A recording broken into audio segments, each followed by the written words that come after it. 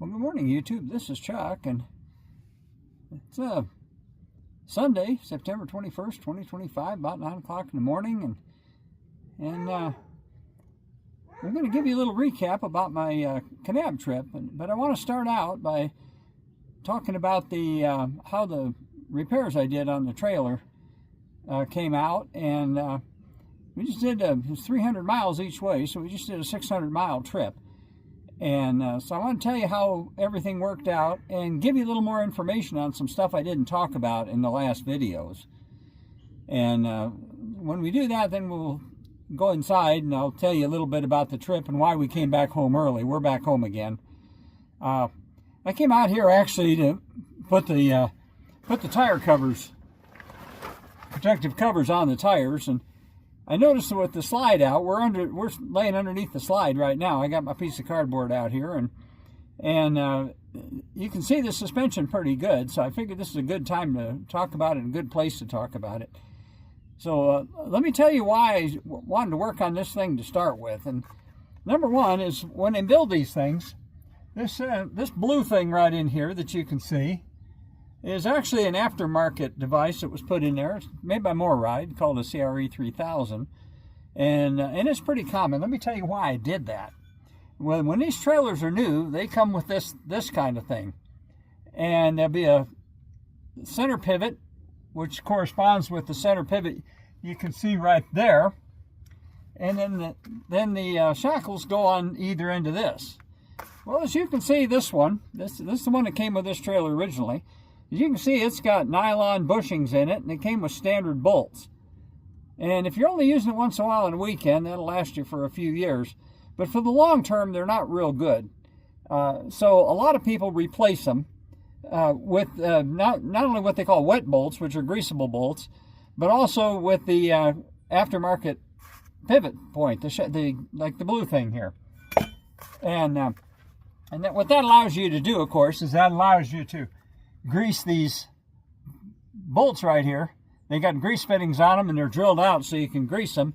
And you replace the nylon bushings with brass bushings, and that makes it last a lot longer, especially if you're in a position where you're going to be towing a lot and going over rough roads and stuff. Well, what had happened with this one, and the reason why I started working on it to start with, and let me see if I can get over here to where I can show you, is that this thing got cocked at a weird angle, and it was stuck way up here. You might even be able to see where it was coming in contact with the bottom of the frame right there. And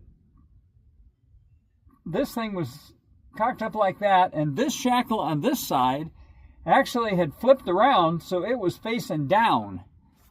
Well, that's not the way it's supposed to be, and so my original thing was to try to figure out why it did that, and to try to figure out what I need to do to fix it. Well, so Jack ended up, pulled the tires off of it, let the suspension hang, and I removed the rear spring hanger back here in the back, and got the back in alignment the way it was supposed to be, and of course then it fell off the jack, and that was two videos ago I told you about that. So then I came back, and while I was looking at all that, I found a broken spring. And that would have been on behind this tire on the other side. And so I decided I needed to change out that spring.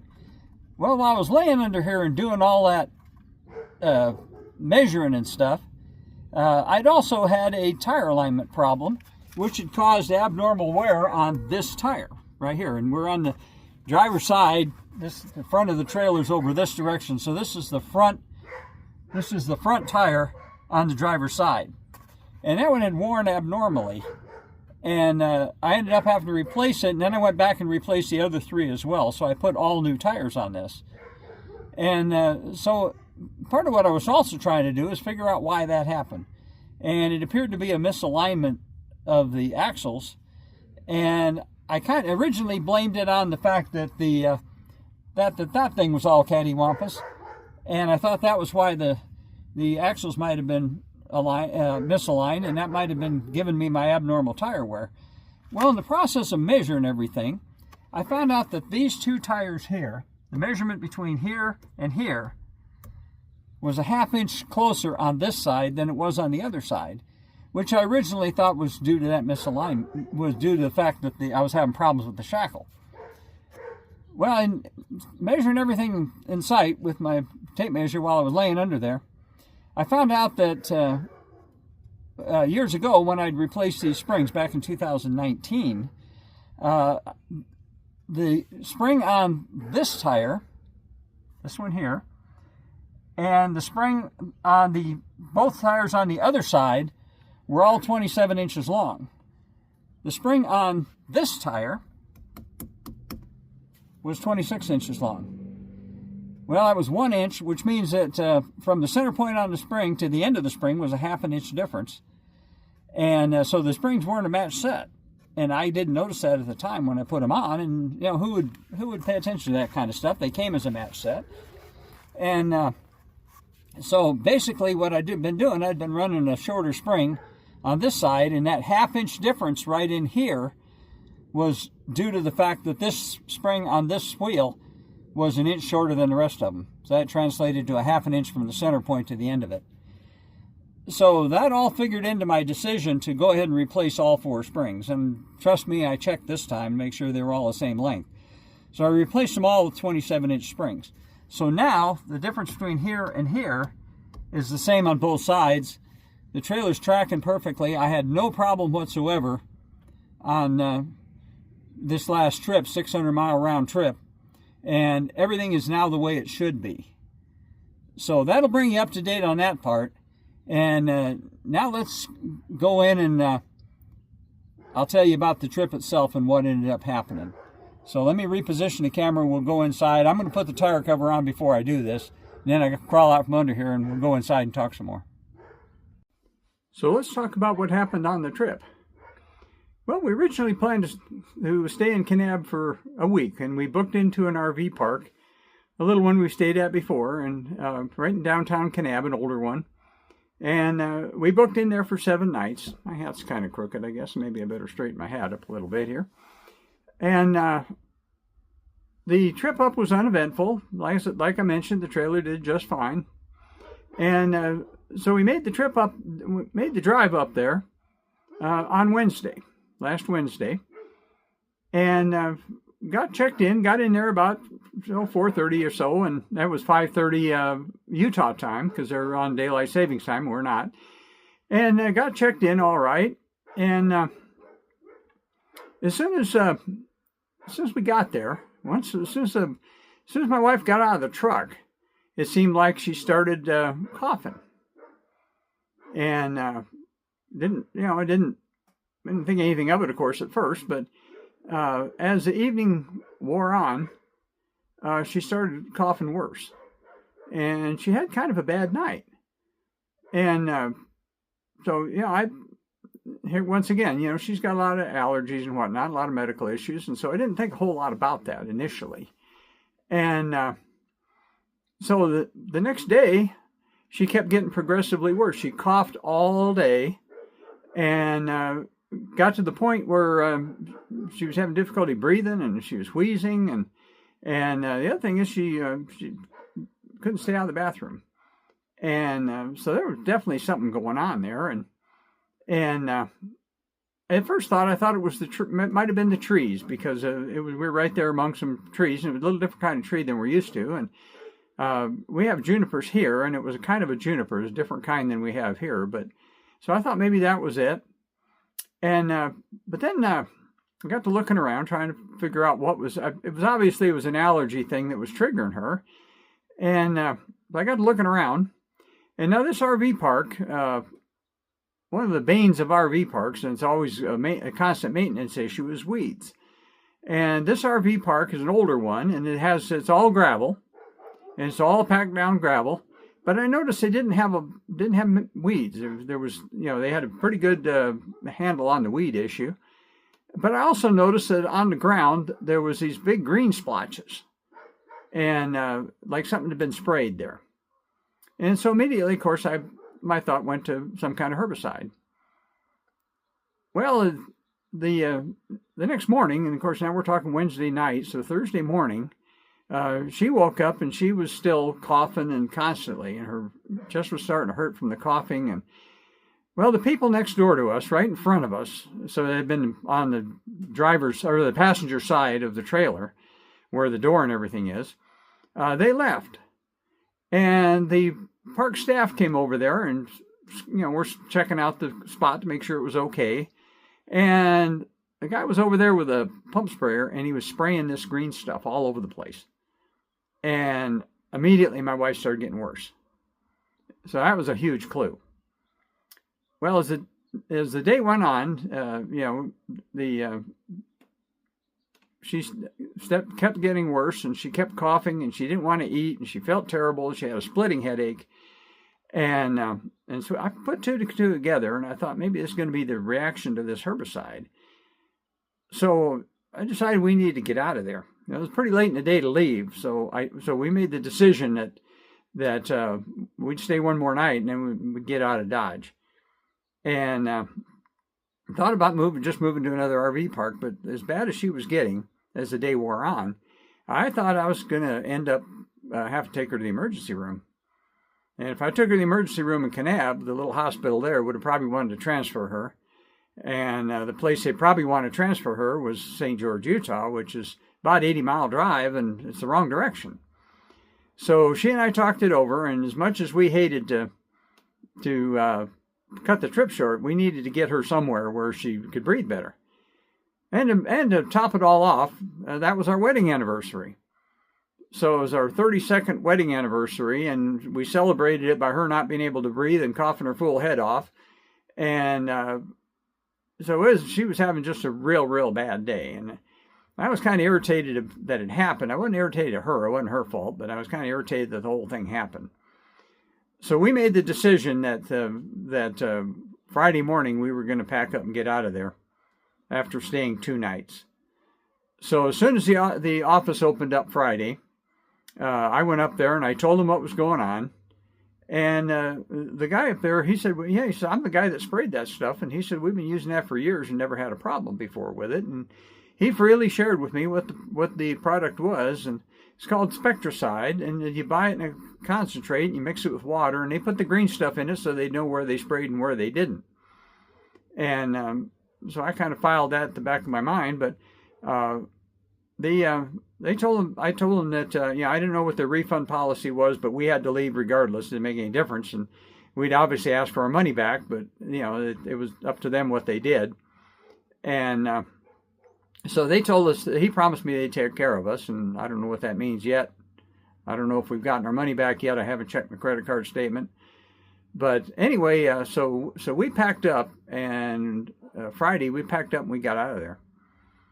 And interestingly enough, about an hour and a half after we left, my wife said she could start breathing better. And by the time we got halfway home, she was hungry and wanted something to eat, so we stopped and had burgers. And we were going to go down around Flagstaff, but we got down there and we were an hour and a half from home, and I said, let's just go home. If you're going to be sick and it's going to take you a while to get over this, I'd rather be home than any place else we could possibly be. So we drove on home Friday. And she got steadily better. The longer we were away from that place, the better she got. So that tells me what was going on.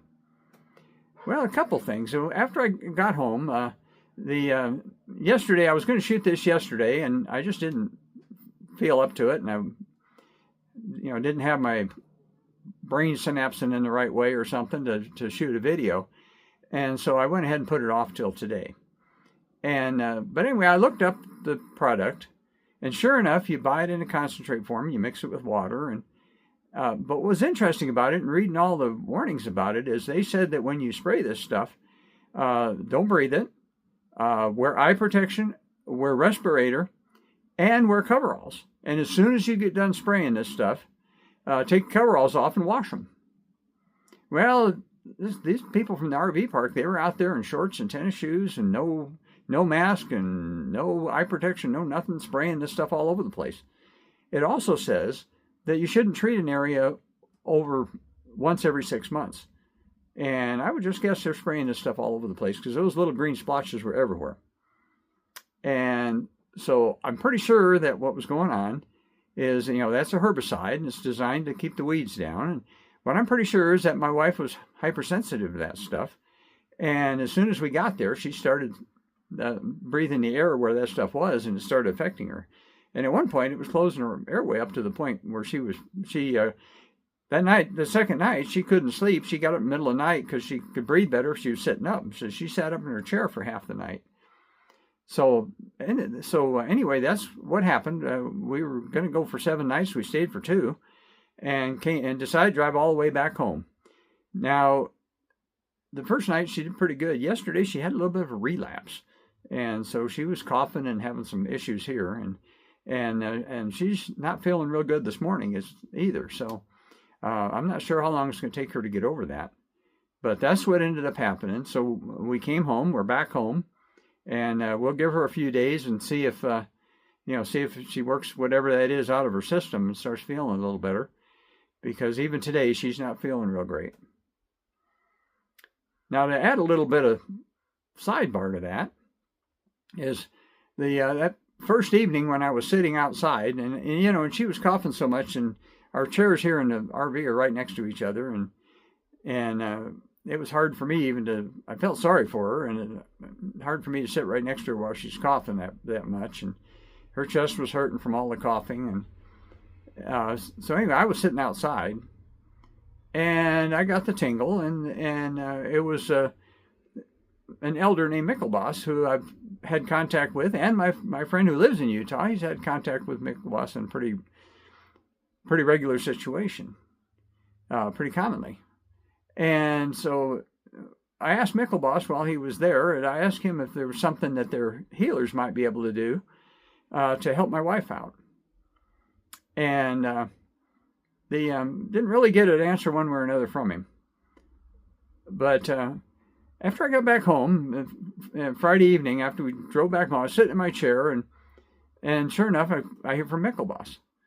And so I was talking to him, and I was telling him what happened, what I thought was the problem, and I told him that I remember from back in my medic training, I remember they talked about both pesticide and herbicide poisoning, and how that affected people, and what the treatment for it was, and I came to the conclusion that was what happened to my wife, and that's why we got out of there and came home.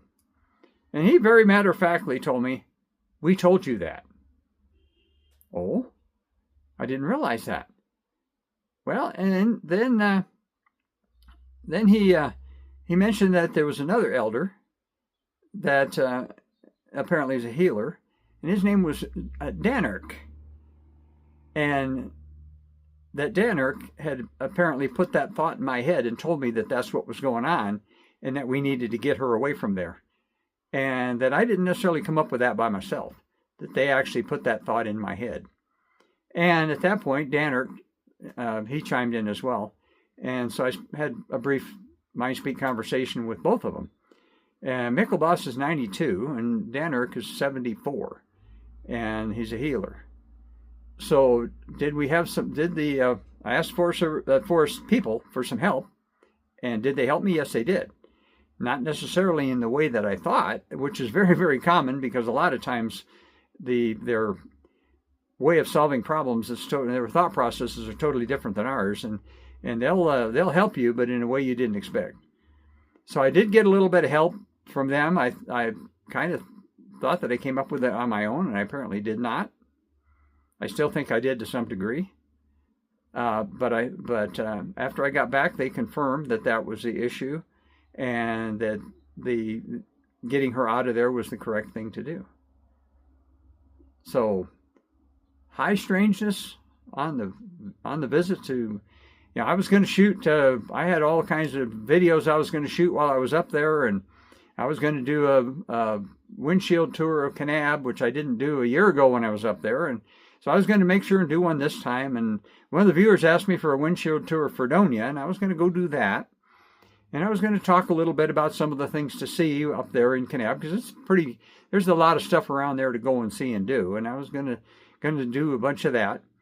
But as it ended up, I was only there for one full day, and that was our wedding anniversary. and my wife was sick. And so between the wedding anniversary stuff and the fact that she was sick, I didn't want to leave her there by herself. So I didn't end up shooting any videos up there at all. Nothing. Shot a couple of still pictures, and that was about it.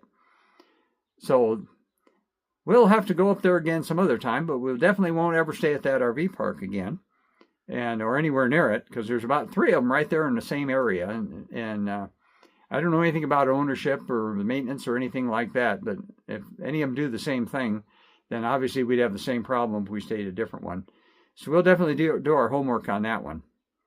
So that's my story on this one, and little update on it. So as I tell you always, take care of each other and love each other. This is the first take on this. I think I got it right, both segments. And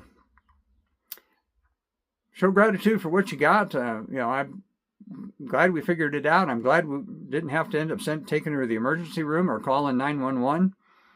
And they got her back home. So if she's going to have to be sick somewhere, I'd rather her be sick here than any place else I can think of.